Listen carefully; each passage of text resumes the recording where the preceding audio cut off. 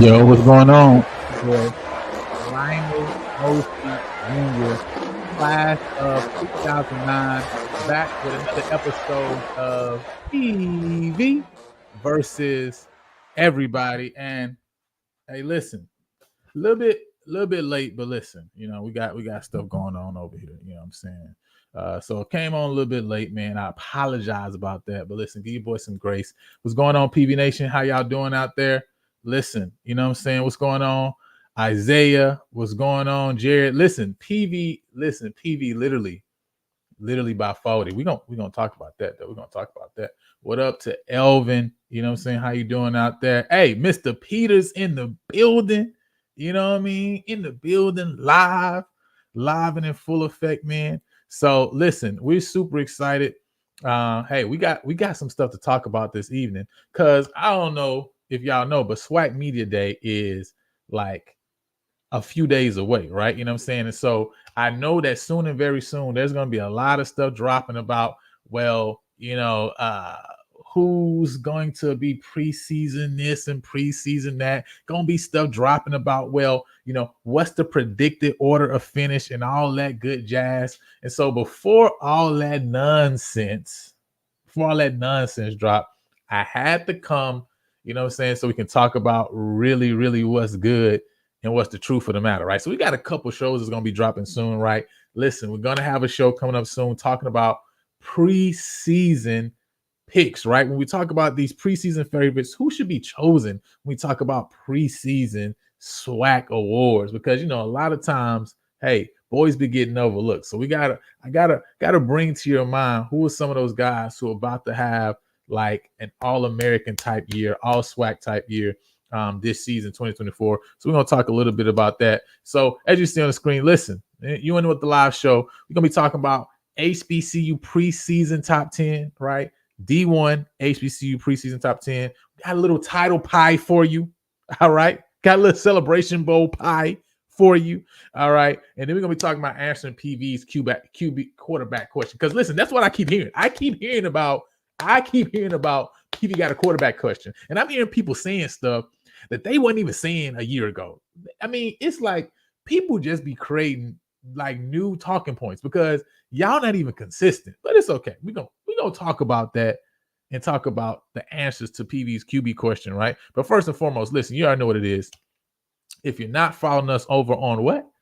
On Instagram or on Twitter, listen, I need you to go on over to Instagram and to Twitter and make sure you're following us in both locations. All right. We always got good things going on, got good content we be dropping. So make sure you're following us over on Instagram and on Twitter. Okay. Because like I say, we got some stuff popping. All right. We got some stuff popping over on both platforms. All right. So Instagram and Twitter, make sure you're following us on both. And listen, if you have not done so yet, you already know what I'm about to say next, right? Make sure you like and subscribe to the channel. All right. Make sure you like and subscribe to the channel. You know what I'm saying? So make sure help YouTube to go and push this out to everybody all around the nation. Tonight we're talking about HBCU top 10. So not just PV, but we talking about the everybody's tonight too, right? You know what I'm saying? So go on, let people know what it is, because I'm about to show you what should be the real top 10 poll. Like for real, for real. This is not no game. This ain't no Homer stuff. This is like the real preseason poll. This is really what it should be. All right, we ain't pulling no punches. This is really what it should be. I'm gonna show you guys this evening what it's supposed to be. All right, because if you don't know, right, because maybe you ain't been here. You know what I'm saying? Maybe you ain't been here. But listen, the goal is 500 subs, 500 subscribers by the fall, and we're almost there. We've been pushing. We've been making momentum. We got like 25 subs to go, so we're almost there, and we're working on something special.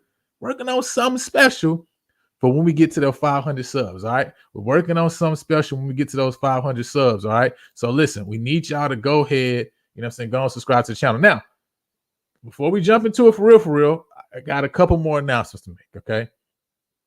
Listen, you know what I'm saying? First and foremost, Section 107 ain't got but 2 seats left. Listen, we've been pushing, we've been telling y'all Section 107 is going down. That we gonna get litty on the fitty, and so it's only 2 more seats available. We're talking about season tickets right now. We ain't talking about just regular game purchase. Only 2 more seats, season tickets on that 107. So listen, whoever is saying, man, it's been on my mind, it's been on my heart, I've been waiting to go ahead and get in that section. You better hurry up and go and get your season tickets, because listen, it's only 2 seats available left. All right. It's only 2 seats available left. You know what I'm saying? And listen, we write big checks all year. So if you want to see them checks come into fruition live and in person, bro, you better go and get it, man. And listen, I've heard through the grapevine too, Section 106 and 108 almost bought up too as well. So you better hurry up and make some moves, because it's really going down for real. What up? Appreciate you sliding through, man. We gonna listen. I'm about to drop the real HBCU preseason. This ain't no Homer stuff. I'm about to drop the real preseason poll, man. So y'all can go on and invite, you know what I'm saying, all the HBCU folks on over, because I know, listen, this is gonna be the perfect poll. Ain't nobody seen a poll like that. Everybody else talking about stuff. This is gonna be the perfect poll. Now listen, before we get into this poll though, I got one more thing I'll let y'all know. I don't know if y'all seen it yet, but we got something special. See, something special has been brewing in the background. All right. It's been brewing in the background. And not only is this year, see, because we know that 2024 is about to be a movie, we decide to go and create one. Come on. Somebody don't understand. See, when we know it's about to be a movie, you might as well. See, we already dropped t-shirts ahead of time.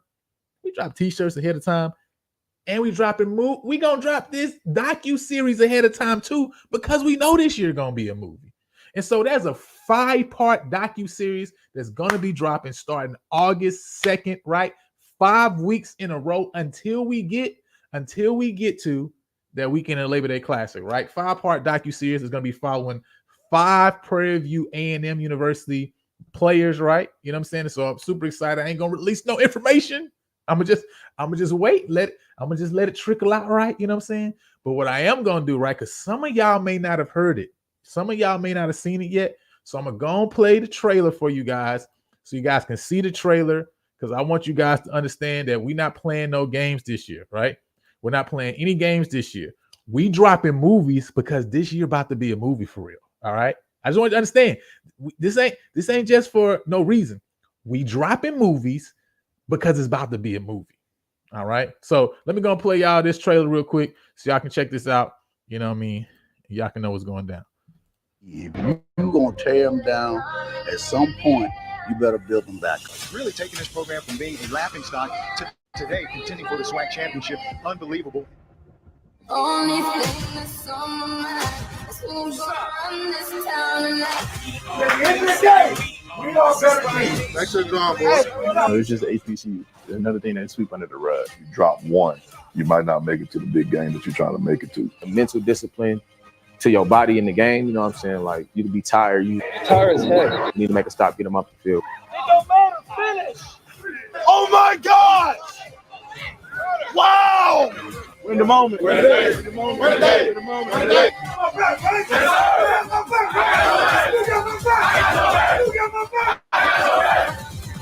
We gonna run this town. Listen, that is the trailer. All right. You know what I'm saying? That's the trailer for No Script on the Hill, right? Again, 5-part docuseries that's gonna be dropping. You know what I'm saying? Listen, this is dope, man. So listen, we're trying to do some big things, pushing it out there. So all you guys get ready for that August 2nd. Make sure you're following No Script, the film, on Instagram, on TikTok, also on YouTube as well. So that's where the information, that's where you're gonna get more information as it continues to trickle out. We talk about those 5 players that are gonna be represented, right? And then we're gonna be following this docuseries. And also, you get to know when everything actually is out. So make sure you hit the notification bell too as well, so you can make sure it's there. So listen, we dropping movies because it's about to be a movie. All right, we dropping movies because it's about to be a movie. All right, with that being said, listen, you already know what it is. We got this preseason top 10. You know what I'm saying? It's about to go down. I want to go ahead and let me go and put this in the chat so you guys can know it's call-in number, because I know you're gonna see this perfection. All right. So let's talk first and foremost, right? We're gonna start from 10 and we're gonna walk it down. Now, I see Mr. Carlos in the chat. It's not basketball season, so you already understand that y'all not on this list. Okay. It's not basketball season. If it's basketball season, you'll be on the list, because this is the no fan list, right? This ain't the homer list. This the real list. But you're not on this list. You're not on this list, right? You know what I'm saying? So I'm just checking. I'm just letting you know ahead of time, right? That you ain't on the list. Now, let's get it going. Now, hold on. My slides is tripping. Hold on. All right, I gotta get this thing up real quick. I'm just saying, listen, hey, this is the real list. All right. You gotta wait till we get to number 1. You know what I mean? You gotta wait till we get to number 1. But this is the real list. All right, hold on. Let me get it up and running, because it doesn't. I want you guys to see what it is. All right. So I want you guys to be fooled by this foolishness. So let me make sure my slides is up and showing right. Y'all give me a second out there. But again, call-in lines are there. 615. Let me put that back on the screen. 516-253-3434. You guys can go and call in, because I know you're going to see this perfection. You know what I mean? So, all right, let me pull this up.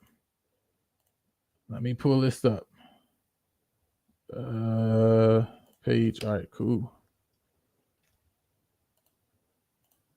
Boom. All right, let's get this loaded.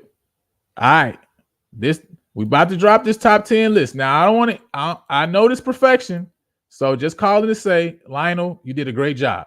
All right, Lionel, that makes perfect sense. All right, so let's start off with number 10. All right, let's start off with number 10 on this list. First and foremost, right?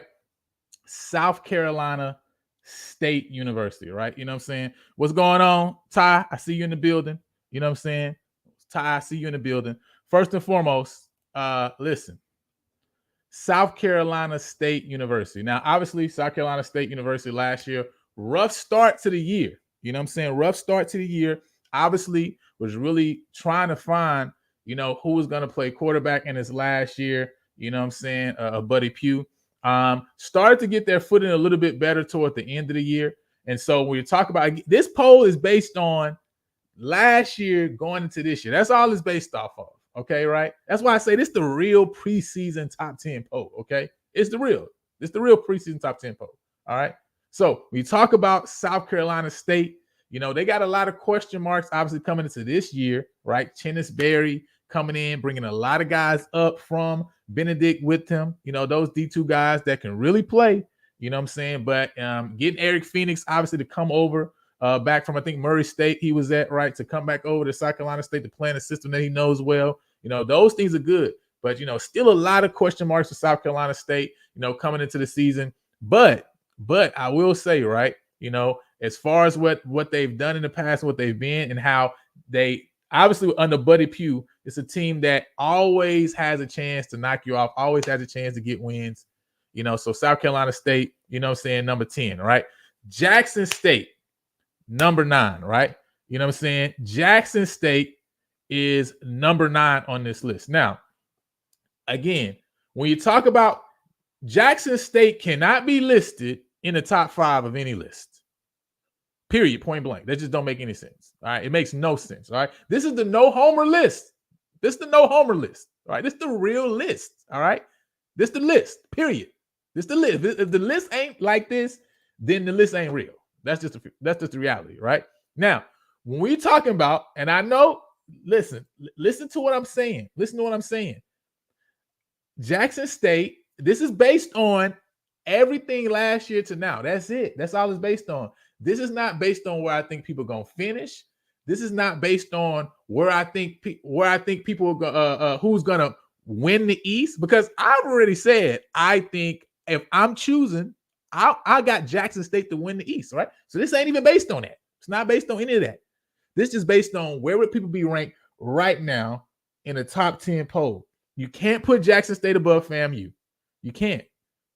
They lost to FAMU last year. You can't put them above FAMU. They also lost to Alabama State. Alabama State made a move from 3 to the 2nd position in the East. You can't list them above Alabama State. You also lost to Alcorn. And again, regardless of what the reason was, right? At the end of the day, right? Life isn't fair, right? And I'm saying, reading a book called Telling Yourself the Truth. Life ain't fair, all right? So yes, people get hurt.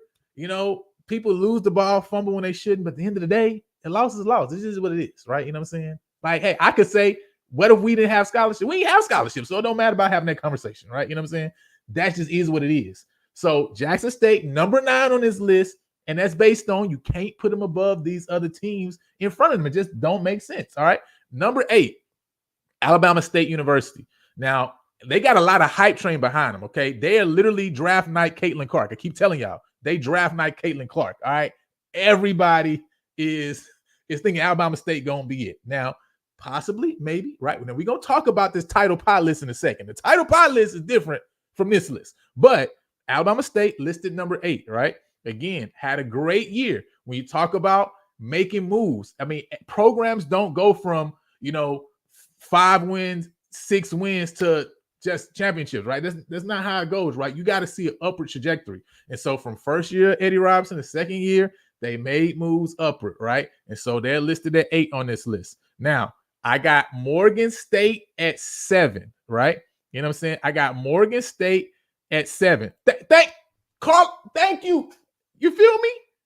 This ain't no biased list. This is me. This the real list. This is the real list, okay?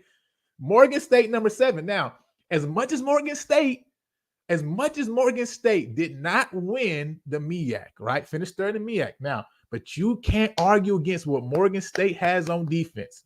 Morgan State is very similar in my mind to Alcorn. Now they have a better defense than Alcorn. If I had to look at both defense, Morgan State defense is better than Alcorn's, right? But very similar in the sense that if either one of them finds that if Morgan can find offensive rhythm similar to what Alcorn found last year, they're trouble in the MEAC. They are trouble in the MEAC and they're trouble in the Celebration Bowl. That's just the reality, right? Because they got a defense, right? And they got a lot of starters coming back. They got like 8 starters coming back on the defense, right? So in every game they played, what game did Morgan play that they won in the game?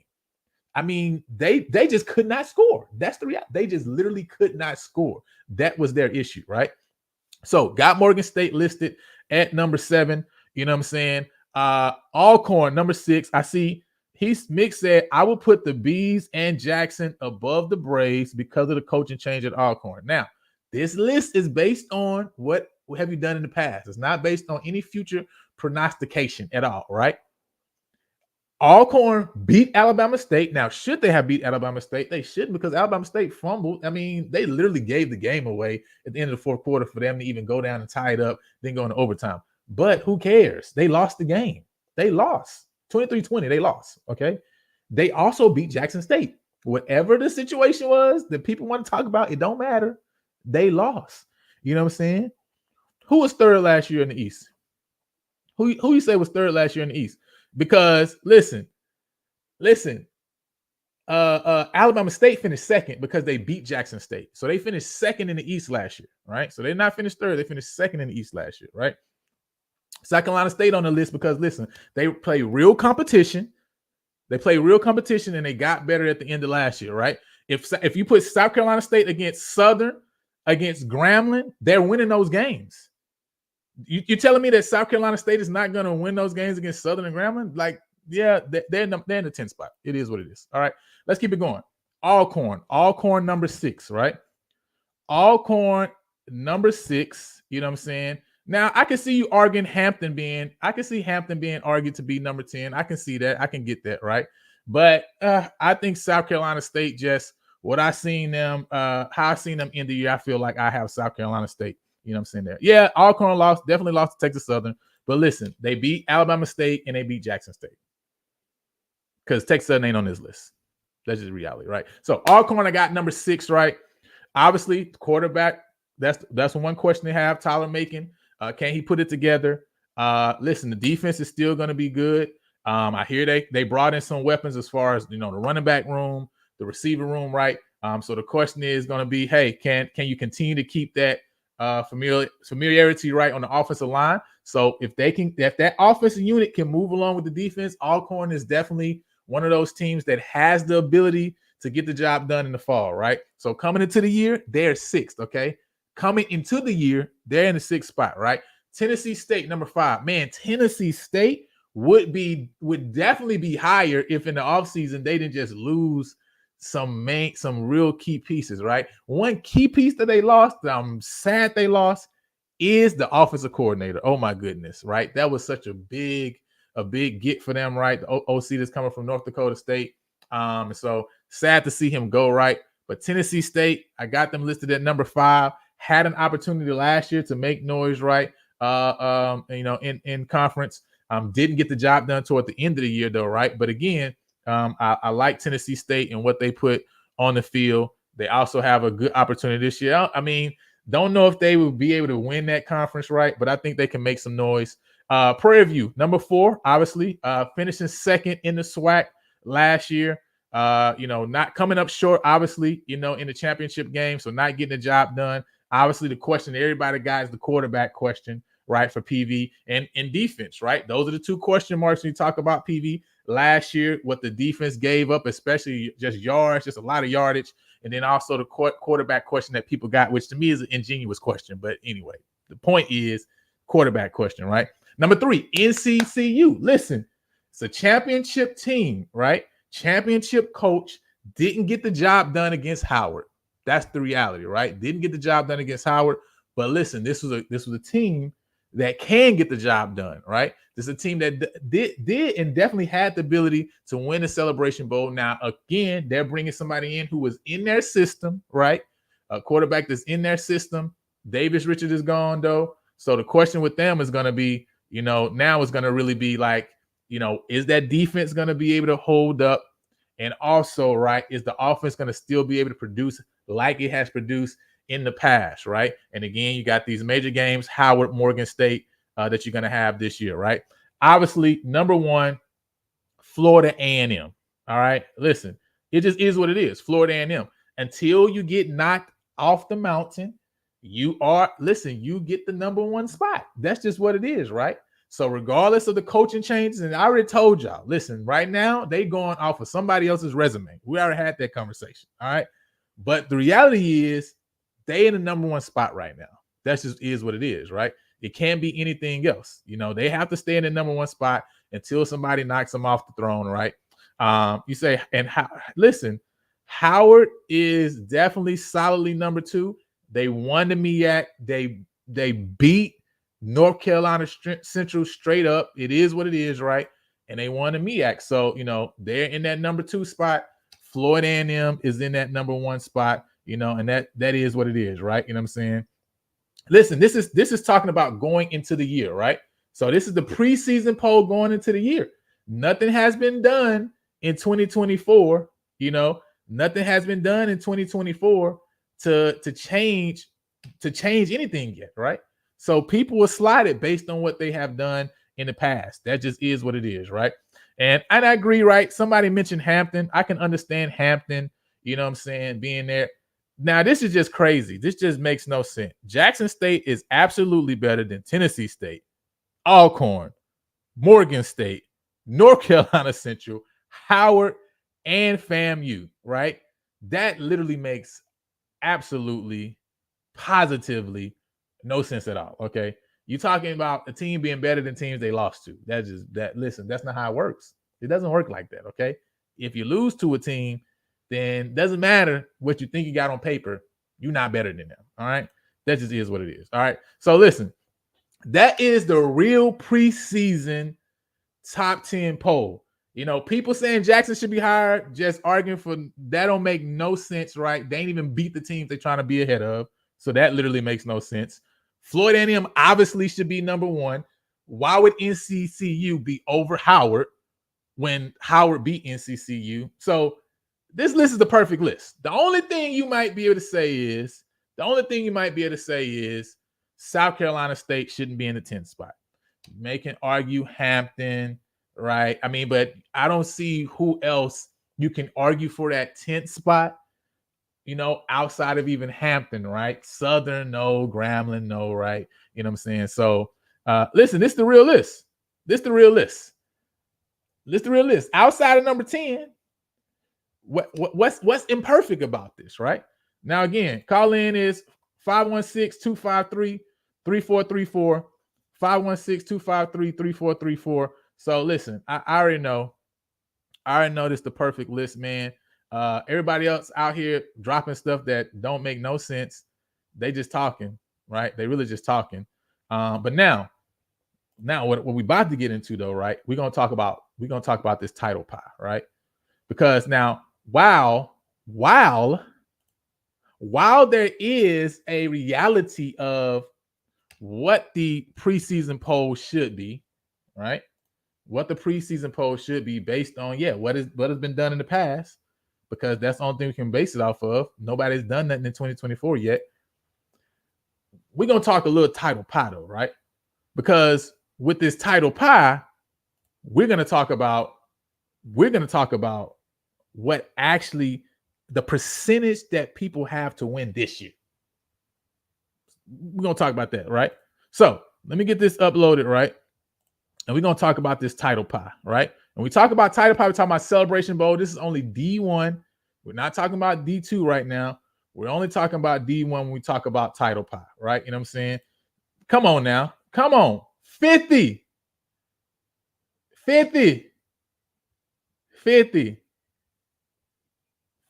Come on, man. 50. How can they be ahead of them? They just don't make no sense. You know what I'm saying? It just don't make no sense. Hey, listen, all them coaches, all them transfers, all them people last year, y'all still lost to Alabama State and y'all lost to Alcorn. Both of them. And FAMU. Y'all ain't even top 2 in the East. What we talking about right now? Okay. Now, you got a chance to prove it next year, though. You still got a chance to prove it next year. You know what I mean? Southern should be number 10 because they hadn't had a losing season. Listen, Southern has to actually play real teams to be listed on the rankings. They don't play nobody. They don't play nobody to be listed on the rankings at all whatsoever. Why would they be listed above South Carolina State? South Carolina State will eat them alive. All right, let's talk about title pie. Now, this when we talk about, see what y'all talking about with rankings, that's what title pie is, right? We talk about teams that have the ability, the chance to win the Celebration Bowl in 2024. What is the percent chance they have to win? See, some of y'all ain't take stats in college, right? Y'all went to HBCUs, but y'all don't know nothing about statistics, all right? Y'all don't know nothing about statistics, all right? So I'm about to learn you something. So what you're gonna notice, first of all, is this. Listen, Alabama A&M, they're not on this list. They're not on this list, right? They're not on this list. Mississippi Valley, they're not on this list because they have 0% chance of winning the Celebration Bowl. You also are going to notice that Texas Southern, sorry, Mr. Carlos, Texas Southern is not on this list. They got no shot at winning the Celebration Bowl this year. Norfolk State, behold green and gold, all that. Listen, they have no chance of winning the Celebration Bowl this year. They're not on this list. They're not there. Sorry. Delaware State. Delaware State is sitting right beside another team with a light color blue called Southern, because Southern is also not on this list because Southern has 0% chance of winning the Celebration Bowl this year.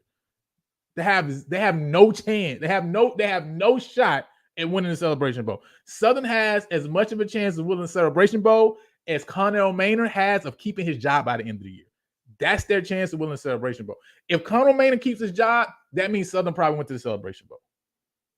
That's all I'm saying. They're not on this list. They're not on this list. They ain't got no chance. They ain't got no chance. All right, listen. So let's talk about this title pie. All right, let's talk about this title pie.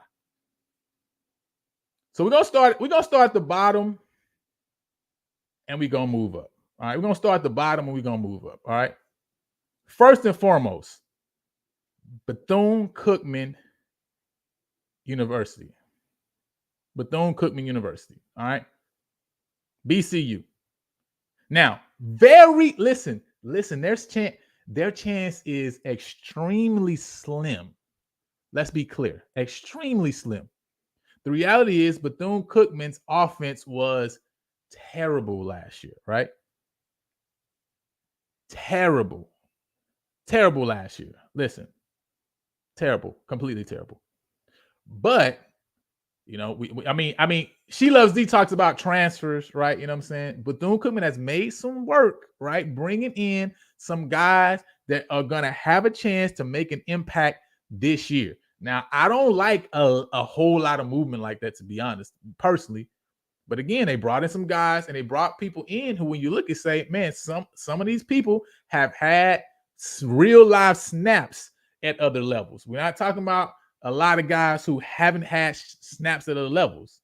Talking about some guys who've had snaps at other levels. So Bethune-Cookman, very slim chance. I give them 2% chance of winning the Celebration Bowl. Next up, yeah, Bethune-Cookman is up there because of the transfer portal. That just is what it is, right? They're up there because of the transfer portal. Secondly, we got Grambling, right? We got Grambling. Grambling has a 3% chance. Now, Grambling different than Bethune-Cookman because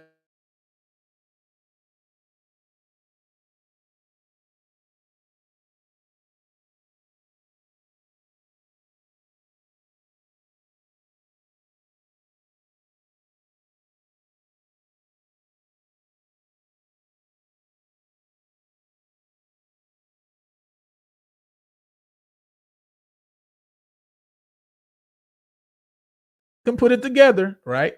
Grambling has some good games, you know, in the hole this year, right? Alcorn, you know, in the hole this year. So if they can put it together, you know, getting the two, they got two games, obviously, a game in Dallas State Fair Classic. They got the Bayou Classic. So they got those two games that are at neutral sites. They got Alcorn. If they can put it together, they get a chance to win the West, right? And listen, you gotta be in the game to have a chance to get to the Celebration Bowl. So I give them a 3% check. South Carolina State. Listen, South Carolina State, right? South Carolina State, 5% chance. Now, listen, South Carolina State, though there's a lot of obviously question marks because it's Chinnisberry's first year at the D1 level, but we have looked back in the past, you can see, man, a lot of coaches who had success at the D2 level in HBCU college ball come up to D1 and also have success. The real question is just how long is it going to take him to be successful? We know that he's going to have success. The question is how quickly can he have success, right?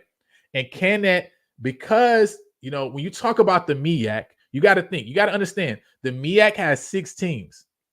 backloaded schedule, 5 games at the end of the year. So South Carolina State essentially gets 7 games. It doesn't matter if they lose to FAMU early on, right? It doesn't matter if they lose out of conference games early on. They got 7 games to get ready for essentially a second season, right? And so if they can put it together and get some of the kinks worked out, so when they go into that second season with those 5 MEAC games and they can make noise, right? Tie and win the tiebreaker or just win it outright. South Carolina State has that slim chance to where they can, first and foremost, see, the problem is first and foremost, you got to get to the Celebration Bowl. They get there, they got that shot of winning, right? So I give them a 5% chance. Jackson State University. Jackson State University. Listen, Southern has a 0% chance of winning the Celebration Bowl. What are you talking about? They got a 0% chance. 0, nothing, nada, 0% chance. All right, let's keep it going. Jackson State, 7% chance of winning the Celebration Bowl. Now, again, I just want to make it clear. I got Jackson State winning the East. So I just want to make it clear. Though I think their percentage chance is lower than Alabama State and FAMU because of the road they got to go on, right? I'm looking at what they have to deal with, right? The difficulty of what they have to deal with their schedule as well, right? With their conference games. That's what I'm looking at, saying, man, they're gonna have a time getting there, right? Now, again, I believe they're gonna get to the SWAC championship game, but when I look at looking at their year and what they have to go through, I think they have a slimmer chance than Bama State and FAMU, just slightly slimmer, but a slimmer chance than Bama State and FAMU, right? Having to go to Alabama State on the road, having to go to Alcorn for the Soul Bowl. Those are 2 big games that can determine, regardless if they beat FAMU at home, that can determine, right, whether they will make it, right, to the SWAC championship and win the East. Having to go to Bethune-Cookman on the road, which is still we don't know what BCU is going to be right now, right? Now, again, if they're good, that's another trouble game for Jackson State that they're going to play on the road, right? So, again, I give them a little bit slimmer chance than my next team, which is Alabama State. I got them at 8%. You know what I'm saying? I got them sitting at 8%. You know what I mean? Alabama State obviously getting to have FAMU and Jackson State. Listen, FAM and Jackson at home.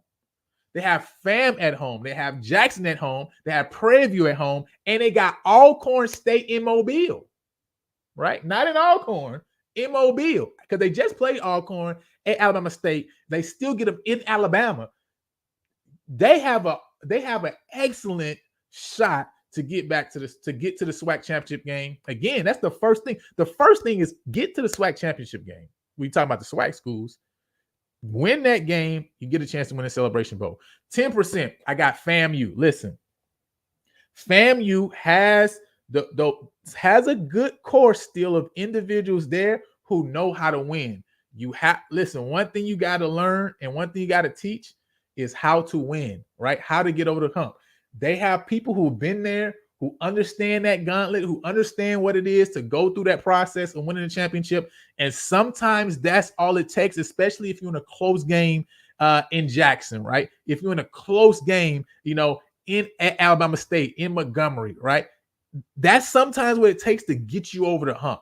And so FAMU having that there throughout the locker room with some of those players, that helps a lot, right? Obviously, having some of those coaches to be able to be holdovers from Willie Simmons' staff obviously gives them the ability to have some semblance of, keeping things going in a sense, right? Now, listen, it's not the same, all right? Let's make it clear. It's not the same, which is why I don't have them winning the SWAC East, right? Which is why I don't think they're definitely not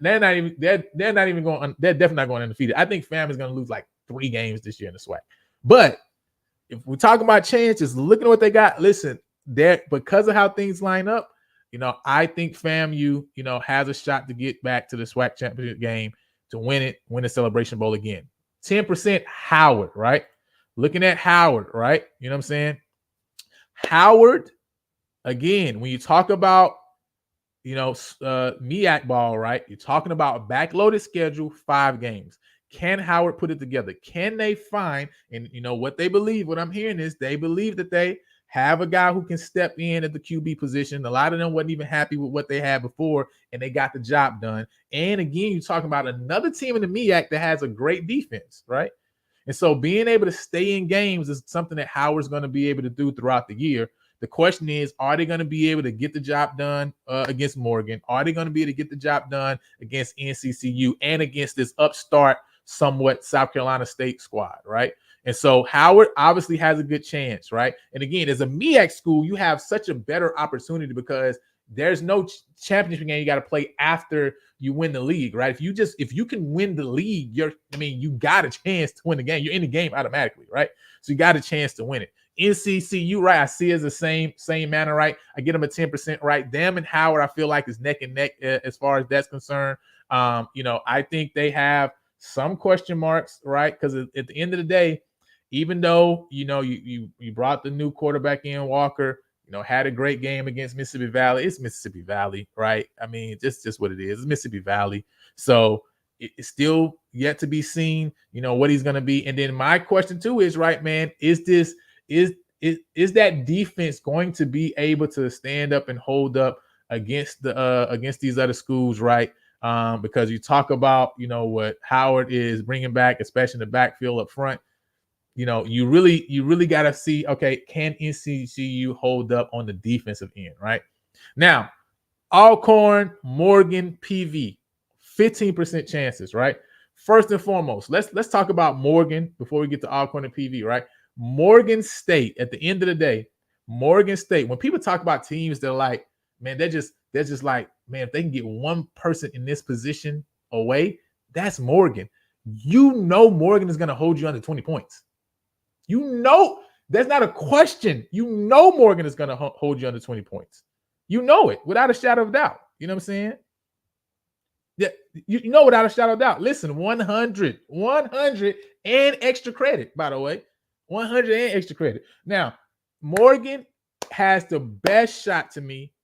Morgan has the best defense, right? When you talk about returning players, right, that continuity, I love what Morgan has. The question is, have they figured it out on the offensive side of the ball? That's the real question. Has Morgan figured it out on the offensive side of the ball? If they have figured it out there, if Morgan has figured it out there, then listen, Morgan State, and I already told you, that's who I'm picking to be my representative out the MEAC to get to the Celebration Bowl, right? And again, you got to get to the Celebration Bowl to have a chance of winning it, right? And so I got Morgan, being my next representative of the MEAC conference, right? And I think they get the job done. Now, Alcorn and Prairie View, both 15%, because the reality is, again, in order to get to the Celebration Bowl, first and foremost in the SWAC, you got to get to the SWAC championship game. That's number one. And in the West side, there's only 2 teams on the West that have any chance of getting to the SWAC championship game this year, and they wear purple. All right, it just is what it is. They both wear purple. Okay, so when you talk about looking at Alcorn State University, right? Alcorn, again, we know they got the defense. They got the pieces on offense. Can this new offensive coordinator come in and put it together, to get the job done? Listen, Morgan don't got no offense, but they got the defense. All they got, if they can figure it out, the defense, listen, it's going to be good. You know what I'm saying? Alcorn does not have new everything. That's the thing. Alcorn does not have new everything. They don't. Alcorn does not have new everything. Alcorn, if you're talking about look at all the teams in the West, right? Prairie View is the most stable team in the West, right? Which is why I also have them at 15%. They've been to the SWAC championship game this last year, right? They have to get over that hump, but that is a part of getting to the Celebration Bowl. You can't win the Celebration Bowl without getting there.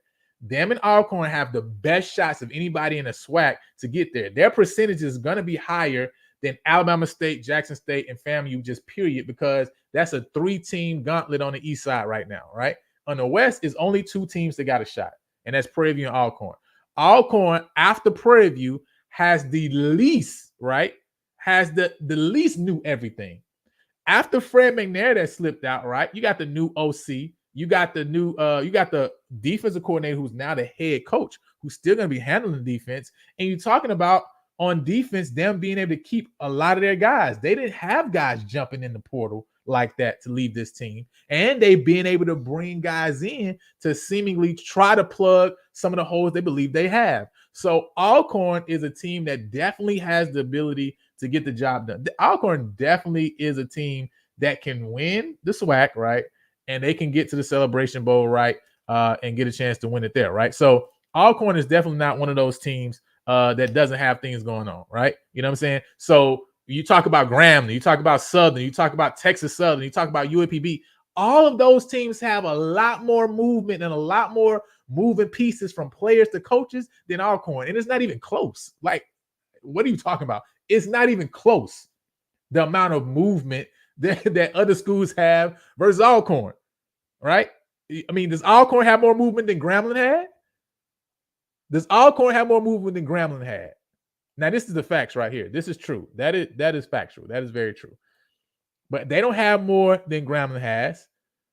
They don't have more than Southern has. They don't have more movement than Southern has. They don't have more movement than Texas Southern has. Alcorn is stable. All right. Alcorn is stable. That's the reality, right? The question is simply, is Alcorn, you know what I'm saying? Is Alcorn going to be able to get that new QB in, right, and get him rolling just like they got Aaron Allen rolling? That's really the only question for Alcorn. You know what I'm saying? Say Graham and Fam got the same movement. Nah, not that. Nah. Well, first of all, y'all offensive line is horrible, period, just point blank, right? So even if y'all had no movement, y'all was sorry. Y'all was sorry last year, and y'all going to be worse this year. That's just the reality of the situation. I don't know how else to say it. That's just is what it is, right? You know what I'm saying? That's why you got 0% chance of winning Celebration Bowl. Now, again, like I said, call lines is there, 516-253-3434. I also dropped the StreamYard link. You know what I'm saying? Morgan State ain't the you say Morgan State ain't the 2000 Baltimore Ravens? Listen, they just might be. Listen, Morgan State's the team to beat in the MEAC. That's just the reality. All right. Morgan State, that's perfect. Early season, get the kinks out, right? Get the kinks out.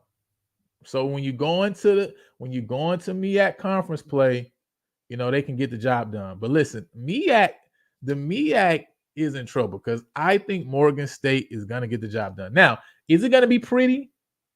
I'm not saying it's going to be pretty. I just think Morgan State is going to get the job done. You know what I'm saying? I just think they're going to get the job done. I do agree with that. Not a lot of player movement, right? But hey, listen, what's the big defensive lineman y'all had? You know, that's a big loss. Obviously, Andrew's a big loss. Now, what I will say is this, though. I will say this. People talking about Texas Southern as if Texas Southern is just going to be Valley and UAPB. I don't think Texas Southern is going to be close to that this year. I think Texas Southern is going to be more middle of the pack, right? I think Texas Southern, when you look at Texas Southern last year, you know who let Texas Southern down last year? Their receiving core. Because Chase Wilson played pretty well, right? He wasn't the greatest, right? But he played really well. You know what I'm saying? And in that Grambling game, for example, man, the receivers let him down. I mean, how many drops they had in that game? So I think Texas Southern does have the ability, like Texas Southern does have the ability to get some wins throughout the year right now. Again, I don't think they're a team that has a shot to win the SWAC, right? But I think just like people talking about Bethune-Cookman, for example, having a chance to get some wins against the team, I think Texas Southern is in that same boat, right? I don't see Texas Southern how everybody else is seeing them, right? Now, one of the questions they got right is, that running back room, man, listen, losing Owens is obviously big, right? You know what I'm saying? I think you did, right, lose like one or two guys off that line, right? But again, you know what I'm saying? If they can kind of plug those holes in the offensive line, you know what I'm saying? If they got another back, you know what I'm saying, that can be dynamic, and listen, the receiving court, like, you need people that can catch the ball because they didn't play horrible, right? But now on defense, it's like Texas are kind of weird on defense because they got guys who put up some great numbers, but as a team overall, they just don't stop a lot of teams, right? Like they haven't put it together as a team though, right? And so that's kind of the weird thing, and it may just have been right. Hey, listen, with the scheme that they were running, because the scheme they had 2 years ago was just horrible. You know what I'm saying? That's why we ran like 400 yards, something crazy. I mean, I don't know what they were doing, but 3 down line, it's just crazy. But it's like they got pieces. They didn't need a defensive coordinator to kind of put it together. You know what I mean? And so I don't think they have it. I mean, they may have the guys, with the coaches that they brought. I don't know, right? It's such a, Chris Dishman coming in, it's super, so many question marks, right? With him and his staff. So, but if they can bring some guys in, to get that defense together, it's like they got pieces. It's just like, can they put it together? You know what I mean? Now, the only thing about that too, like you about to have guys who going into their junior year, senior year, right? So, now you got to start replenishing, right? So some of those guys who have been individual guys, about to leave too. So do they have enough to keep it going? Yeah, too much talent in Texas TSU to be super trash. I agree with that. Stop sleeping on Alabama A&M. What? Man, ain't doing that. Coach Green, what's going on, man? How you doing, sir? What's up, man? Hey, bro. Go ahead. All right. If you're gonna give BCU 2% chance, I know we got at least a 1% chance. Because for one, we had one of the better defenses, and you know that. Our defense was way better than PV defense. So you need to take some of that 15% off, give 1% of that 15% to Southern, take another percent off, and take 2% off and give 10%, and let that be 10% for Bama State. Because you giving 15% too much because y'all defense wasn't good. And y'all going into the season not knowing who y'all quarterback gonna be. So how is 15% for y'all with them two problems? Defense wasn't good. Don't know who the quarterback gonna be. And y'all wasn't good when y'all wasn't that good offensive with the quarterback y'all had when y'all had Connley.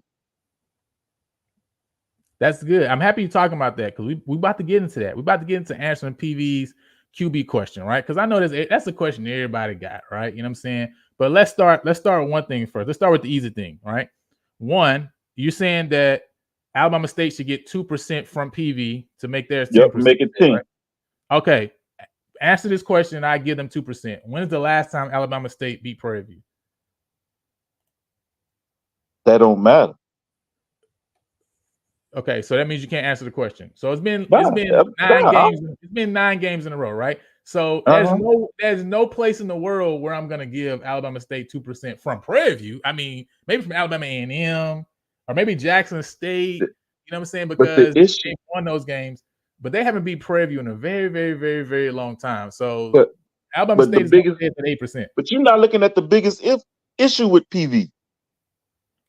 What's the biggest issue? QB. And it's two big issues: QB and the defense. Y'all D line wasn't that good. Okay, so I got it. Before we get into that, right? Because you also said take 1% from Prairie View and give to Southern, right? Yeah, we got 1% chance. At least a 1%. All you giving to Southern is a 1% chance? Yeah, I'll give us a 1%. Now, if you a Southern guy giving y'all 1% chance. Yep. And we already know you lying, right? You know what I'm saying? So now I'm lying. So you're not lying. So you're not lying. My 0% is accurate then. You only giving y'all a 1% chance. Yeah, I'm gonna give us a 1. I'm giving us a 1%. But listen what you're saying. You only giving y'all a 1% chance, and you a Southern guy. Yep. I want that. That's what I want. I just want 1%. That lets me know that y'all should be getting 0%. From you. from what you doing, I just want 1%. Because I want y'all to keep that same energy when the season starts. But if you talking about I'm lying, you was definitely lying with 15%. Listen, I only can keep the same energy. Listen, we've been making T-shirts and everything, and listen, my energy being as high as it's been. I mean, I can't do nothing else but keep the same energy. So 15%. Oh, and you got to take another % off and make it 8% for JSU. No, Jackson State don't need no high percentage. They can stay at 7%. They're fine. No, they get 8% because we know who their QB is. Jacoby and Morgan. Yeah. I mean, but y'all but when it comes to defense, y'all both on the same level. So let's talk about that, right? So because I hear you talking about the quarterback, right? PV's, quarterback situation, PV's defense last year. The reality of it, and I've said it over and over again, the defense definitely has to improve, right? Especially on the back end. That's the reality, right? But the biggest issue with PV was not the defense. The biggest issue with PV was the offense. Dude. The biggest issue with Prairie View was our offense, because our offense was not efficient and it kept putting the defense in horrible situations, right? That was the biggest issue we had at Prairie View. And even last year, and I'm happy you bring this point out, because this is the point I'm going to go to. Prairie View last year got to the SWAC championship game with piss poor play. You saying? Isn't that correct? Yeah, but the East wasn't all that for real though. It was a toss up in the East. Where we at in the West, and it's still a toss up. It's still a toss up when you look at it. Yeah, once again, it's a toss up between Alcorn and Prairie View. That's what I said. No. That's facts. It's not a 2-man race. Nah. If anything, it's anybody except Prairie View. Anybody except Prairie View. It's everybody. You just trolling, obviously, when you say. No, I'm not trolling, because you saying that UAPB has a shot to win the West? You saying UAPB got a shot to win the West? No, I say everybody but UAPB. Oh, you said Prairie View, though. You said the wrong name. Then I got you. Yeah. Everybody but UAPB. I got you. But you still not taking into because all right, since you said that because the offense got y'all defense in trouble. All right, our defense was ranked nationally, and our offense got us in trouble, and our defense was still way better than Preview defense. Good. And so now, how did you fix your offense though? What did you do to fix your offense? Shoot, got rid of Dooley. That's how we fixed it. You got rid of Dooley. So got rid of Dooley, and we have y'all offensive coordinator. Okay, exactly. And we had a horrible offense. No. I watched PV play last year. For one, Connley was not the guy. Because there was some good plays ran, but they had to simplify a lot of stuff because he couldn't make certain throws. And you know that. Connley could not make certain throws. Okay. Because they had plays for throwing for the tight end. He couldn't hit the tight end. For how many attempts? But y'all running game was on point, and you already know that. Now listen. I don't know. I don't know any of that you're talking about. All I know is Dooley is a better play caller than Mark Frederick, and I have nothing against Mark Frederick or Dooley. But Dooley is a better play caller than Mark Frederick. That's the reality. No matter who would have been calling plays, Connley is not the guy when it comes to throwing. So Connley wasn't the guy, but we got to the SWAC championship again. That's what I'm not understanding. Yeah, I mean, that should tell you enough right there. So that let you know how open. That let you know how open that side was of the conference was because of that. That tells me how open. Who? Yeah, Elvin said who was Southern quarterback? That Obadiah. That's what I'm trying to say. He proving my point. You talking about who's Southern quarterback now or who was Southern quarterback last year? No, who's your quarterback right now? Shoot, Barton. But hey, he's better than whatever y'all got right now. When it comes to quarterback, better than what y'all got. Okay. Yeah, you can't even answer the question when it comes to QB for Preview right now. I can definitely answer the question. We about to answer the question. No. You can sit there and say you got to answer, but the problem gonna be we don't know.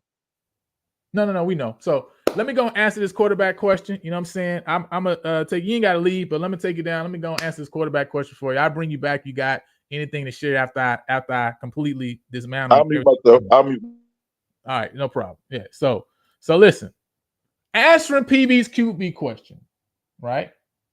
So first and foremost, let's get it straight out there, right? This is for PB Nation. This is for all the everybody's out there. The reality is, see, people be disingenuous. I just want y'all to understand. Y'all got to be listening to people's arguments, right? People are disingenuous. If you go back to last year, the beginning of last year, what people say is they didn't believe in Trayvon Connley, right? Now, shouts out to Connley because Connley got us a West Championship and got us a SWAC Championship. But they ain't believe in Connley. But now, everything you hearing in the internet streets is, how are we going to replace Trayvon Connley? You talking about replacing the guy that you didn't believe in? People arguments don't make sense, y'all. They just be talking. They just be talking, right? But now I'm gonna answer the QB question, but I'm gonna answer it. Listen, I'm gonna answer it probably differently than you think I'm gonna answer it. But I'm gonna answer the question. So let's get into it, right? We gonna run through this, right? Because I ain't trying to waste all your time. First and foremost, I have a question for you, right? I got a question. Prairie View last year was 6-0. And that was 6-0 in certain games, right? And 0-6 in other games. That was one stat to determine whether we were 6-0 or whether we were 0-6. Does anybody know what that might be?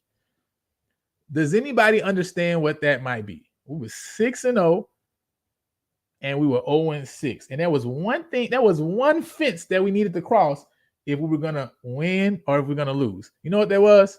Listen, 20 points. That's it.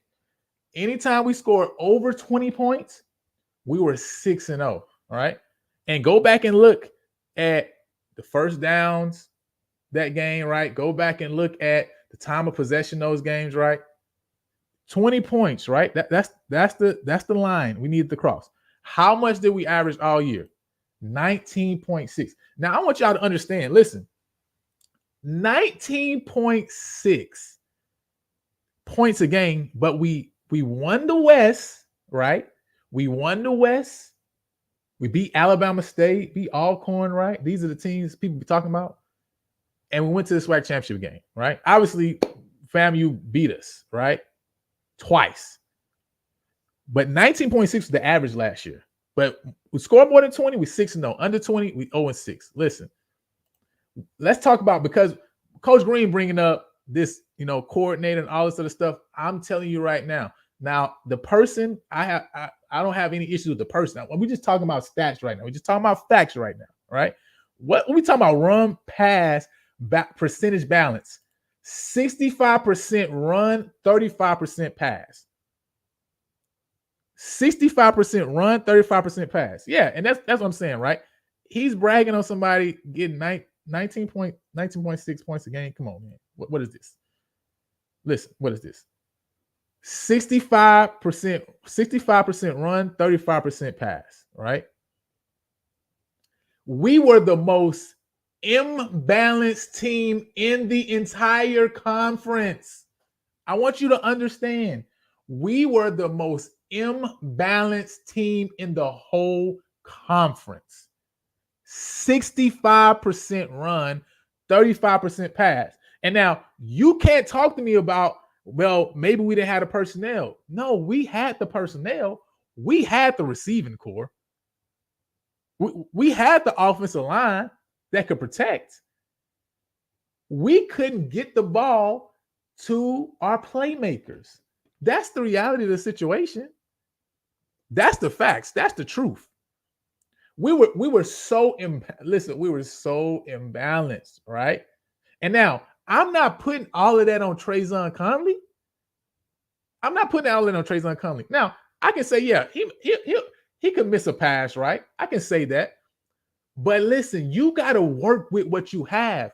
You have to learn how to take and scheme your team based on the abilities of the players that you have. And we never changed. We never changed. We never leaned into the personnel that we had, right?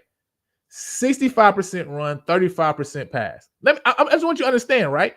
479 run plays, 252 pass attempts. We're talking about attempts right now, right? We're not talking about completions. We ain't there. We just talking about attempts, right? Super imbalanced. Completely imbalanced, right? 40 run plays per game, 21 pass plays per game. With the personnel, right, to get the ball.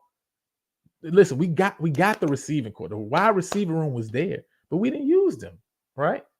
So we're talking about this, right? And again, this is not, I don't have any issue with him as a person, anything like that. We're just talking about stats and stuff, right? You know what I'm saying? So that's all this is. You know what I mean? Listen, he gonna go to Southern. He gonna do whatever he do over there at Southern. That gumbo can go to Southern. He can go over there. Okay. Listen, I've ate enough gumbo when I was in Louisiana.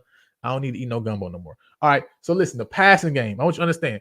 9 touchdowns, 10 interceptions. This is what went to the SWAC championship game, though. I want to see how inefficient this offense was last year. The offense was super inefficient last year. 9 touchdowns to 10 interceptions. 9 touchdowns to 10 interceptions. 176.5 yards a game passing in 2020. Listen, this 2024. The only thing that saved us, the only thing that saved us was the fact that we averaged 15.6 yards a catch. That's really the only thing that saved us, because we only averaged out of all those pass attempts, I think 136 total completions out of 252 passes. That's 11 completions per game, y'all. That's 11 per game. Now, you say the strength was running the ball. We had the line, we had great running backs, but the reality is, right, we had a receiving core. We had a receiving room that could be dynamic, right? We didn't use them. That's just the reality of the situation, right? That's the reality of the situation. But see, my issue, right, is not the rooms. My issue is the schemes.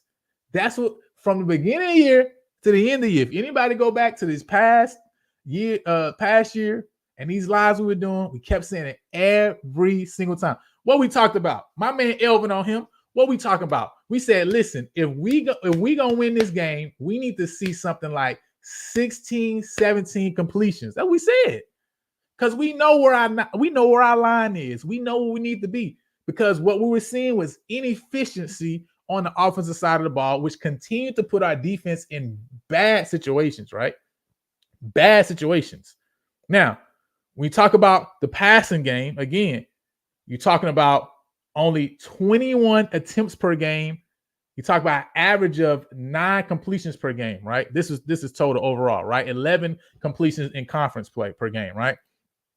Now, you talk about how we address the quarterback problem. This is how we address the quarterback problem. See, y'all address the quarterback problem by getting rid of Dooley and getting a more inefficient play caller. We getting somebody who not only did he do the work elsewhere, right? I mean, you talking about him doing the work in the CAA, in the Big South, then now coming to the SWAC, right? So you talking about somebody who knows how to create efficient offenses, right? That's the benefit of having a play caller who can scheme it up. Listen, at the end of the day, if you put Jeremy Musa, if you took him from Willie Simmons and give him to PV, he's not going to be the same Jeremy Musa. That's just the reality of the situation. Willie Simmons was able to scheme it up, was able to put him in the right positions, right? So he can get the job done. And that's what everybody is missing, point blank, period, first and foremost, right? That's what everybody missing, period, right? Now, you talk about efficiency. This is somebody who last 2 years, 31 point, right? This it's another thing too, right? So that, listen, we have to call it what it is, right? So yes, a lot of times Connley ran into sacks too, right? A lot of times. That's just what it was, right? Again, I appreciate Connley, right? Because listen, he came, he played, he got us a SWAC West title, he got us a championship game, right? But yeah, I mean, a lot of times you look back, man, he would run himself into sacks, right? You know what I'm saying? A lot of times, you know what I'm saying? He did miss receivers. So he wasn't as efficient as he could have been, right? But again, when you talk about, when you just look at some of the play designs, man, it's like, what are we doing? What are we doing? It just don't make sense. So that was the biggest problem. The biggest issue was the offensive inefficiency. But we talk about bringing Anthony Wheaton in, 31 points in 2022, 28.7 in 2023. You know what I'm saying? 28.7 in 2023. Listen, we don't need that playmaking ability. What we need, right, is somebody who can be efficient, who can get the ball out and get the ball to playmakers, right? That's what we need. I would rather see way less running attempts from a quarterback, because we have the receivers, we have the running backs, we have the tight ends. Put the ball in their hands. Let them do the work, right? Feed them. We don't need that playmaking ability to where it's going to be. You want somebody that's dynamic, right? That can use their legs, but see, you don't want somebody who's leaning on their legs, right? You want somebody that can come in and manage the offense. That's what we're looking for, right? With Whedon, we need somebody who can manage the offense. That's what the goal is, right?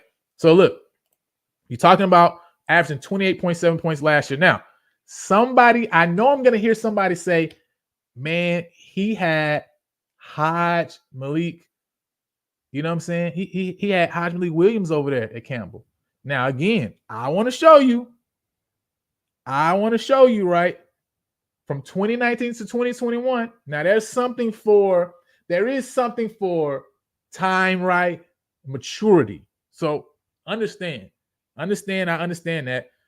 But 56% completion percentage, 2019, 53%, 2020, 53%, 2021. Now, what jumps off the screen in 2022 and 2023? 62% completion percentage in 2022, 70.5% in 2023. Now, what changed in 2022, 2023? Oh, he got a new offensive coordinator, brought that chaos offense, right? Who also, again, I'm gonna remind you, he won a graphite award in another conference, right? We're not talking about somebody that's been around HBCUs, in a white conference, right? For the best play caller in the conference, putting his team in the best position to be most efficient, right? This is what we bring in. See, this is how we answer our issues, right? Our offensive inefficiencies, right? We're bringing in somebody who has that ability. And when you're talking about, right, I also want to remind you, right, one thing that also was mentioned, I didn't add that to the slides, right? If you look at our tight end usage from 2019 to 2023, it went down every single year, right? I got the numbers here, right? In 2018, 46 catches for 610 yards, 8 touchdowns. 2019, 28 catches, 497 yards, 4 touchdowns. 2021, 16 catches, 198 yards, 2 touchdowns. 2022, 11 catches, 111 yards, a touchdown. 2023, 11 catches, 108 yards, and 1 touchdown. Now listen, at the end of the day, the gumbo O did not use the tight end. That's just the reality of the situation. The gumbo O did not use the tight end. The tight ends were just null and void. And we had a guy at tight end. He definitely jumped in the portal. Much success to him, right, over at Kingsville. But listen, we didn't use the tight end. But now when you talk about bringing Anthony Wheaton over from Campbell, this is somebody who uses the tight end as they should be used, right? And we got a couple guys there, right, who can get the job done for us at tight end, right? But what is this talking about? This talking about that offensive inefficiency, right? Talk about first downs. We averaged in 2022, he averaged 21.7 first downs, 22.7 first downs, right? Throughout the year, right? I believe we averaged 16 first downs, right? You're talking about 6 more first downs on average. What does that mean? I mean, that's more opportunities to be in scoring position. When you talk about red zone offense, when you talk about touchdown percentage in red zone offense, talking about somebody who 78% of the time he got his team in the red zone, he gets them in the end zone. Not even field goal attempts. He gets them in the end zone, right? So again, we talking about us answering our inefficiency question. This is how we do that. Third down percentage to 45.7% in 2023. Led the CAA, right? Led the CAA in 2023 in third down percentage. And sorry, that's 2022 is our supposed to be 2023. That's what our third down percentage was in 2023. It was 35%. But Whedon at Campbell was 45%, 45.7%, right? So when you talking about us dealing with our QB situation, this is how we're gonna deal with the QB situation. Now, the reality is we got 2 guys that I think can get the job done, and one guy who has the playing time and has put in the work on the field to get the job done, right? But we don't need a guy who's going to seek to be everything, right? We just simply need somebody that's going to run the offense, right? We simply need somebody who's going to keep everything flowing, who's not going to be Superman himself, but get the ball to the playmakers that we have, because we have the playmakers. That's the thing. We got the playmakers, right? And so my trust is not simply in the QB, it's in the OC, right? Because before, we did not have somebody who could come into a game and put together a scheme that works best for the players and the personnel that we have. But those days are long gone. Those days are over, right? And with the dynamic receiving room we got, with the guys we got in the running back room, with the guys we got in the tight end room, like it's gonna be lovely this year to see us get the job done. And first and foremost, just the fact that we're gonna be more balanced, right? Again, we talk about Whedon in the last few years. You talk about 49%, 51% run pass, right? So you're talking about being way more balanced. Teams are not going to be able to just try to load the box, right? I mean, how many times just quick 3 and outs, quick 3 and outs, quick 3 and outs? And again, if you go and look back at multiple games, the offense was so stagnant second, third quarter. I mean, you're talking about literally no movement, right? You know what I'm saying? So listen, you put your defense on the field that much, and again, we had trouble in the back end of the day. You know what I'm saying? You put them on the field that much, it's gonna be trouble, man. So this is how we answer the question, because we got the efficiency, and the efficiency is not simply right on just in the guy who has the ball in his hand, but it's in the guy who controls the guy with the ball in his hand. That's the important thing. So listen, Coach Green, what you got, man? Yeah, I'm trying to put him on notice. You threw out all these numbers, but you're still not telling one part about the old Camerville OC. They start off hot. They start the season off hot, losing maybe 1 or 2 games, but end it bad every time. They're not losing games because of the offense, though. They're losing games because of their defense. It was both. I watched Campbell. It was both. And then another tale you telling your audience. You say PV did not use their tight ends. PV did use their tight end. Connley couldn't always hit the tight ends because sometimes he had trouble holding on to the ball too long. He wasn't very good at making his reads quick enough. PV, and you knew that. We did not use the tight ends at all. Dude, we did not use the tight ends at all. I wish I could remember that. I wish I could remember that dude number because against Texas Southern he threw to him. Yeah, you talking about Domel, number 80, right? So that's what I was gonna say, right? So that was only 2 games that we really used the tight ends in. Is that first game, Texas Southern, in the second half, and then also that Alcorn game, those last 2 drives. Dude, those are the only 2 games we used the tight ends in. That's it. You could talk about the scheme all you want. That's the situation. You could talk about the scheme all you want. At the end of the day, your scheme is as good as your players. Because players can make you look like a real genius. They can make you look real good when you got the players for it.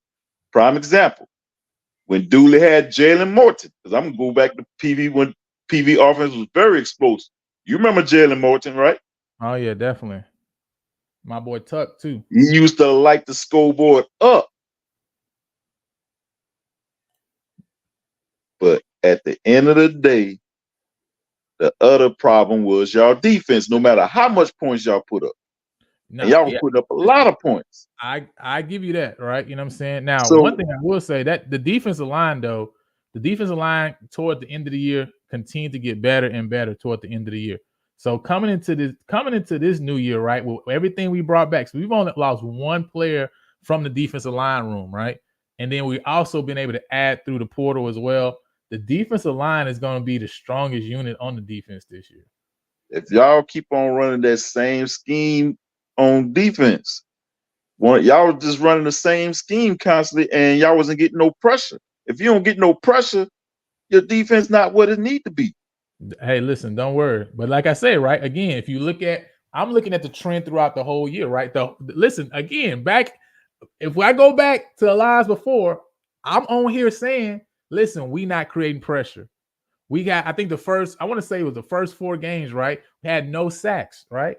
So I understand what you're talking about now, but what I seen them be able to do and put together going toward the end of the year, though, right?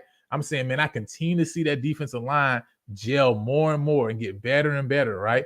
And to see also what we've been able to add in the offseason too, you know what I'm saying, the recruitment trail and through the portal. Listen, the defensive line is going to be, I keep saying this, the defensive line is going to be the best unit on the defense, and they're going to make a lot of noise this fall, man. We got a lot of continuity in that room, and we got a couple guys who really going to make noise and going to pop off.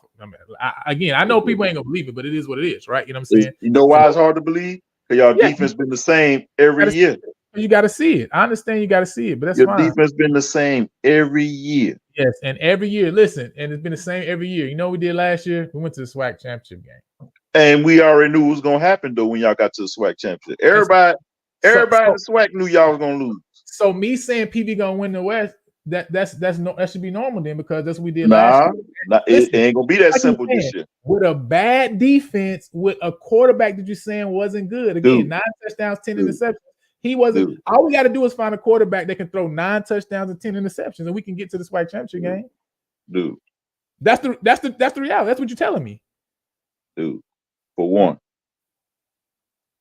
I'm going to sit here and say this again.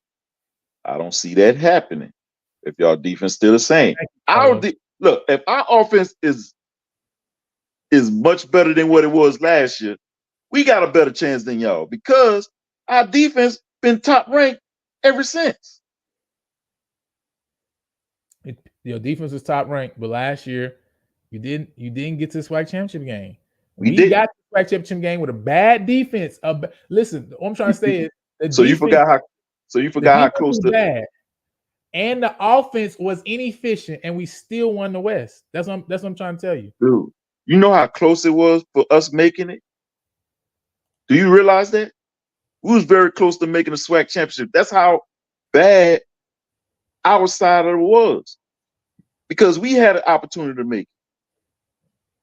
And you know this. It could have been PV or Southern. Listen, first of all, I don't know that, right? Because again, I don't just be going with these narratives because people saying it, right? Again, you go back and you look at the East versus West last year, right? What was our overall record? It was even all the way through. We look at the overall records, and the only reason that it was even is because, fam, you didn't lose any games. So what was y'all conference record? What was y'all conference record? Coach Green, understand, Alcorn beat Jackson State and Alabama State. That's the second and third team in the East. I'm gonna ask you again. Beat Alabama State. What was your conference record? Again, I'm talking about the East versus West right now, right? That's what No, it's how you got into the SWAC championship. What was your conference record? 6-2, but you're talking about 6-2. You're talking about the East versus the West, though, right? No. I'm just talking about what got you into the SWAC championship. You said y'all went 6-2.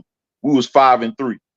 Yes, and that's great. But I'm talking about you paired in this nonsense of the West was so bad and all this other stuff. Listen, the East and the West was dead even when you talk about conference games. Let's be clear. And FAMU was the only reason it was there because FAMU didn't lose any games, right, in conference. But when you look at the top teams, FAMU obviously was the best team last year. But the next two teams, Alcorn and Prairie View, were the next two teams. Alcorn beat Jackson State. Alcorn beat Alabama State. We beat Alabama State, right? So people keep talking about, the East was so much better. If the East so much better, Alabama State and Jackson State should have been able to knock off them. So last year, when I talk about so much better, I was actually talking about one team. The two best teams last year was I was talking about one team. The reality is last year, the two best teams are Prairie View and FAMU. That's it was a one-team race, bro, last year. Call it whatever you want it, right? It was a one-team race. Last year, the two best teams was FAMU and Prairie View. That was that's subjective with Prairie View. That's subjective. That's not subjective. That's based on facts. That's based on facts. That's based on games that was played, Coach Green. Games that was played. That's not facts. Though. So you don't consider the games that was played to be facts? The fact that Alcorn beat Jackson State and they beat Alabama State?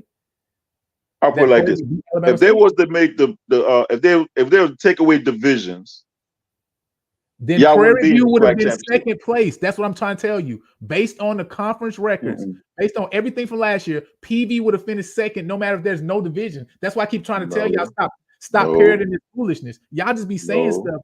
Y'all just be saying stuff. No, it wouldn't have been y'all. Yes, it would have. Go look at the records. Who would have been then, Coach Green? Wouldn't have been y'all. It wouldn't have been us means that you don't know who would have been, right? That's the response when somebody don't know, right? So you don't know what it would have been. But I'm literally telling you, and everybody in the chat, I know y'all can go see and look at what it is. FAMU had the best record, undefeated. The next team would have been Prairie View at 6-2. We were the second best team in the conference. We beat Alcorn, we beat Alabama State. Alcorn, it doesn't matter. Barely doesn't mean anything. It's dubs. You talking like somebody who is a Southern person who think y'all got 1% chance of winning the Celebration Bowl. Barely. Because we were 5-3. We was 5-3. We was 5-3. Barely, right? We was 5-3. What you want the narrative to be is that you had FAMU and then you had like Alabama State or Jackson, and so the West was just so bad. Nah, the West wasn't just so bad. The East and the West was even. If you look at conference games, period, point blank. Period, point blank. So you didn't listen to what I was saying. And then second of all, right? Prairie View was obviously didn't listen to what I said. Conference record rise. Period, point blank. Obviously, you didn't listen to what I said though. You didn't listen to what I said. I say at the end of the day, it was always going to be FAM. No matter who they played, it was going to be FAM. Last year, it was just FAM. Who was the second best team in the SWAC, Coach Green? That's the question. No matter how you put it, it could have been PV, could have been Southern, could have been Grambling. It could have been. That's what it is. See, that's what I do here, though. That's what PV versus everybody's here for, y'all. I'm here to give y'all the facts because I keep telling y'all. People the fact of the matter was, y'all had no chance of winning. I keep telling y'all, people be paired in foolishness, right? They be paired in foolishness and talking, and they don't even know what they're talking about. The reality is, if you go look at all the records, PV was second. There ain't no other second. There was no tie for second. Prairie View was second, right? That's period. When you look at the East versus the West, they were tied in the conference play. So people keep saying the East was so much better, this and this and that. Man, listen, don't let people lie to y'all like that. Y'all got to go and check stuff for yourself. So it wasn't a one-team race? Check it. Y'all got to go check stuff for yourself, man. So it wasn't a one-team race? No, man, it's a SWAC championship game, man. It's always a two-team race. Didn't you just hear Didn't you just hear me talk about title pie? You got to get to the championship game to even get to the Celebration Bowl. That's a part of it, right? But if you know you're gonna lose, dude, we've been to the SWAC championship and everybody knew who was gonna lose. Listen, just like I know who's gonna win the championship this year. I know it's fine. Now we really don't know who's gonna win it this year. Nah, I know who's gonna win it this year. So just because other people don't know who's gonna be PV. Of course, I already told you. I've been telling y'all that for a long time, man. Dude. Listen, I've been telling y'all that for a long time, my guy. Y'all are late, man. You know, Southern are right behind y'all at 5-3, right? Behind us, where they should be. It don't matter how far they behind us. And right? you just did a whole pie and say we don't have 1% chance. Southern's behind us. You just say we ain't have 1% chance. They could be hundreds. Make that make sense. The reality is they're behind us, right? They're behind us. I gotta tell you, like I tell my cousin. I tell you, like I tell my cousin, right? I don't deal with stuff that's behind me. It's behind me. It's gone. It's in the past. I don't deal with that. It's behind me, right? Dude, everything behind it's a me. Whole new season. Everything whole new season. Whole new season. We all going into this year, and none of us won the SWAC. Whew, but if you want to get into SWAC championships, who got the most? Between PV and Southern. Listen, good job. Listen, I'm trying to help y'all understand, right? Y'all got to understand, right? Human, thought process. When somebody does that, when they create a side thing, that means they lost that argument they talking to you about. That's what that means. Okay. So we got it. We in the same boat. We both did not win the SWAC championship last year. He knows, right, that everything I'm saying is facts. The SWAC West and SWAC East were even. And if you line them up, don't matter who, if you took away divisions, Prairie to still have been in the SWAC championship game. Dude, the SWAC was not even last year. It was a one-team race. So there we go. So anyway, hey, listen, man, I appreciate you. You know what I'm saying? No problem. I appreciate you. I mean, you're wrong, but I still love you anyway. You know what I'm saying? No problem. But I know it was a one-team race. No. I don't know anything about a one-team race. I know there's a SWAC championship game, and they played a game. Listen, like Herm Edwards say, you played. Was it a game? You played to win the game. Was it a game? Yeah, it was a game, and our offense is the reason we were out the game. Again, go look back at the FAMU game, especially the second game, right? Go look back at the FAMU game. The offense was the reason we lost. Y'all got in it. No. So you still not telling the whole truth. Because think about it. When Connley got hurt, y'all didn't even have a backup quarterback. Y'all put a wide receiver at quarterback that couldn't throw. Now listen, that's facts, right? Now that's another issue I had, right? Because for some reason, people didn't want to go get no quarterbacks in the offseason. That was just crazy. So I agree with you on that. You got that. That's facts. That's facts. Just like look, y'all went from okay quarterback to bad. No, we went from mediocre to bad. Basically.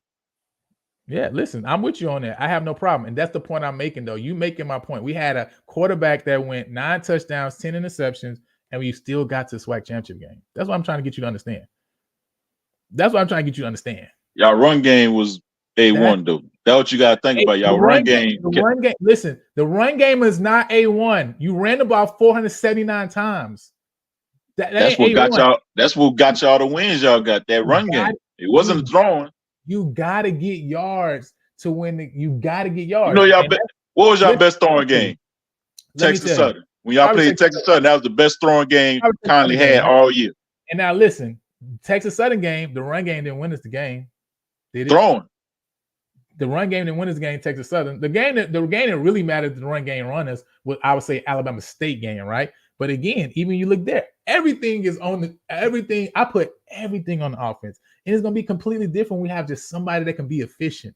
With just give us some efficiency, and everything gonna take care of itself, right? But Alcorn game, we didn't win Alcorn game because of the run game. We won that through the air, right? But you said you talking about how uneven the play calling was. It had to be uneven. You had to count on running more than throwing.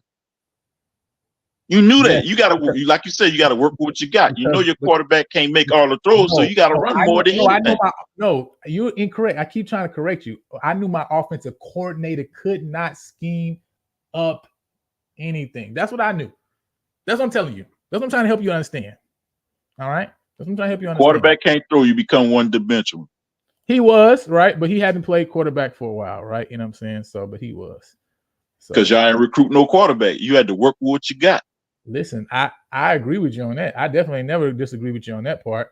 But the issue was how we used what we had. We did not use efficiently what we had in the room. That's the reality of the situation. So this is my last thing, and then I'll be done. I'm gonna ask you this question.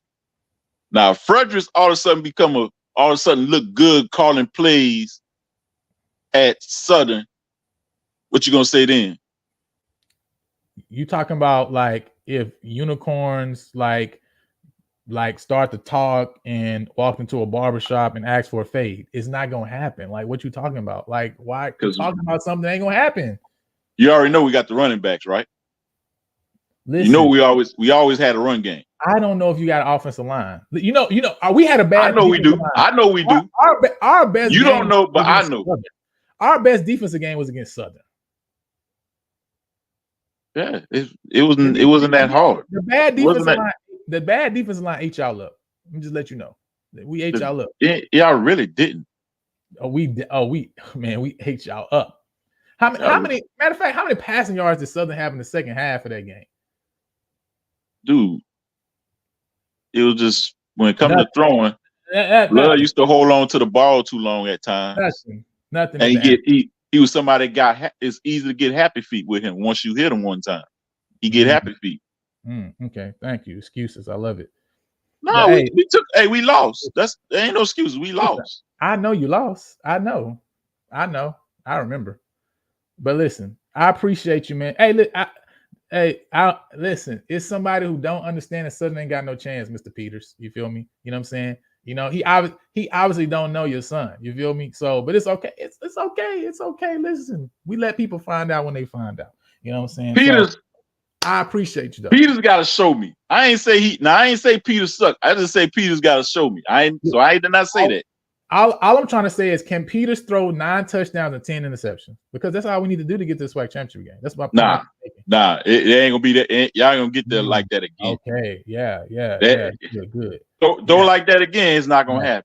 Yeah, 9 touchdowns, 10 interceptions, and 176 yards passing the game got us to the SWAC championship game. That's all I keep saying. That's all I keep saying. It's not gonna happen again like that. You cannot you can't go in this in the season throwing like that no more. Inefficient. Listen, all I'm saying is we back. We back, y'all. We back. We got like 50 days left. Listen, we back, y'all. It's whoever y'all quarterback is got to show me. Listen, it's about to be a movie. That's why, listen, Coach Green, it's about to be a movie. And that's why we created a movie. You know we created a movie, Coach Green? I know. I heard it. Listen, we created no script. No script. We know this year about to be a movie, so we created a movie. So I'm gonna hit y'all with this before we close out, man, because I want y'all to know it's about to be a movie this year. Make sure y'all check out this no script. You know what I'm saying? That we got. I'm gonna check it out. Coming on. I'm gonna check it out. We're about to get it in.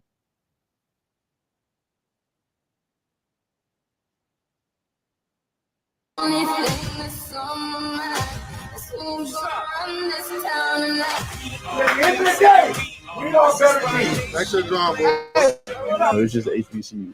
Another thing that sweep under the rug. You drop one, you might not make it to the big game that you're trying to make it to. The mental discipline to your body in the game, you know what I'm saying? Like, you to be tired. You tired as heck. You need to make stop, get them off the field. It don't matter, finish. Oh my God! Wow! We're in the moment. We're in the moment. We're in the moment. We're in the moment.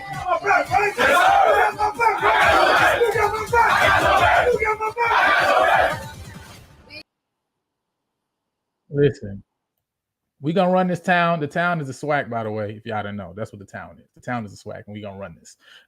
You know what I'm saying? Ooh. Hold on, I got somebody trying to join the call. 26, 6 and 9 games, 33 touchdowns. Listen, Mr. Peters. 33? Mr. Peters. I know already. I know. I be telling people that, but they don't want to listen. I keep telling them we just need somebody that's efficient. That's all we need. Listen, but anyway, I mean, let me take that off the screen because people be, you know, I let people keep talking what they talk. Let me. I ain't gonna believe it till I see it.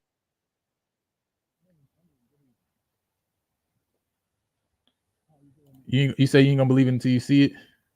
Yeah. You gonna have to show us on the field. All right. If he win it. Yeah, he got to go win the job for sure. You know what I'm saying? I agree with that. It's a 2-man race. But listen, one thing I say, man, is playing time is important. You know, being on the field is important. He's been on that field. And I think that's what's really going to help him to get a leg up. Also being in there in the springtime too, to be able to deal with that chaos offense. But like I say, it's the best man that wins, right? That's all I know is I don't judge spring ball, but he wasn't all he was kind of shaky during spring. Nah, he was fine. He was fine. Nah, you thinking about somebody else. Mr. Carey, can you hear me?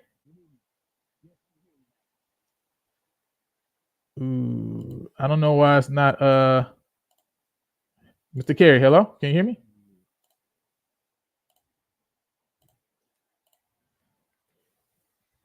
I don't know why it's not coming through. Mr. Carey, can you join the StreamYard? Because the conference call line is not coming through for some reason. Yeah. StreamYard might be better. Yeah, man. I don't know why this thing keep messing up. Every time I have it one time, it worked. Next time it's not working. It's crazy. Hey, he said, Google.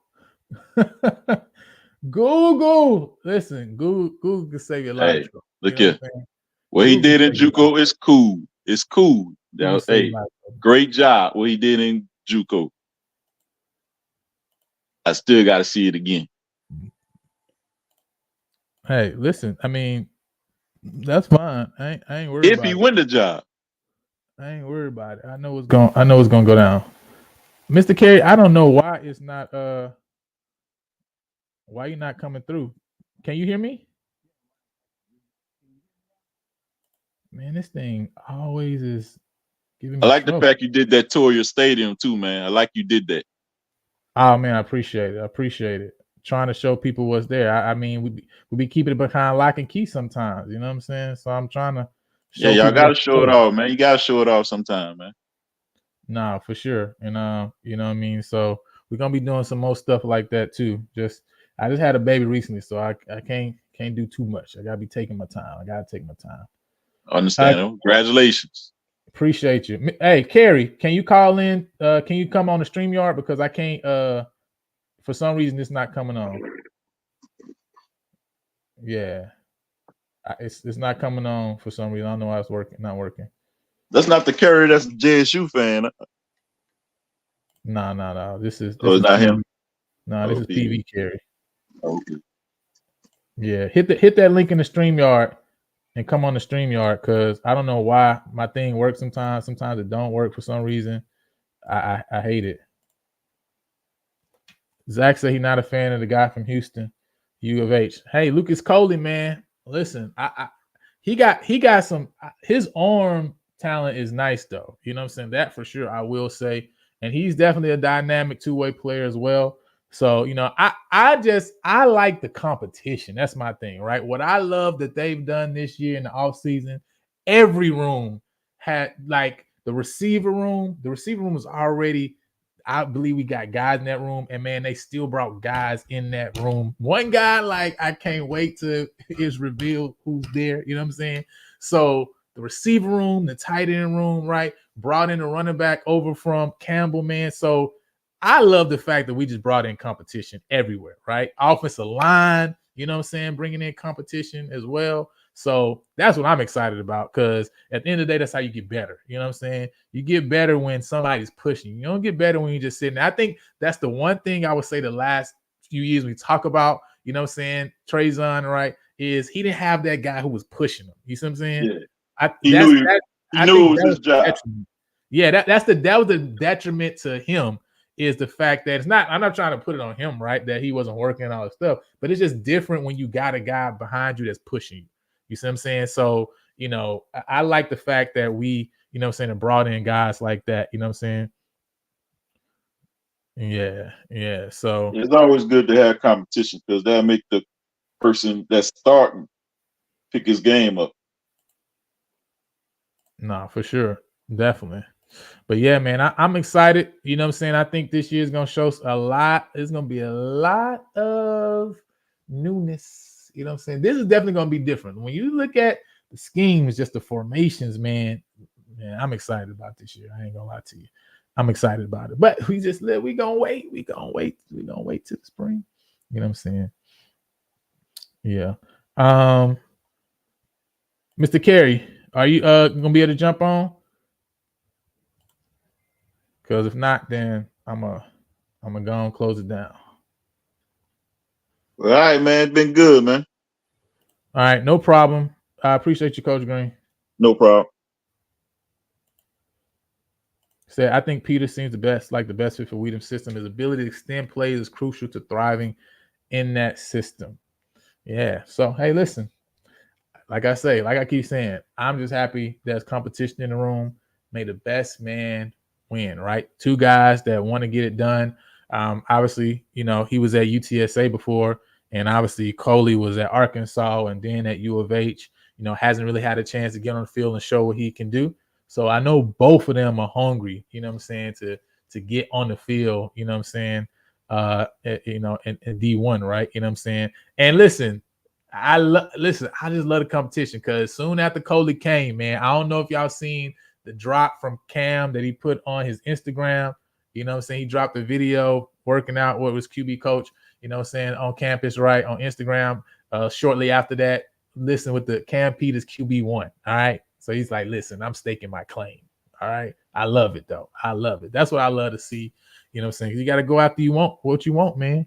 Got to go after what you want. So now I see Zach in the comments, but Zach keep talking about another purple and gold team that ain't PV. All right. So I know we being nice and cordial because it's July, but listen, I've been hearing Zach talking about purple and gold, and it ain't Prairie View. All right. I'm just letting y'all know. All right. But we're going to be cordial right now. But I'm just saying, I remember.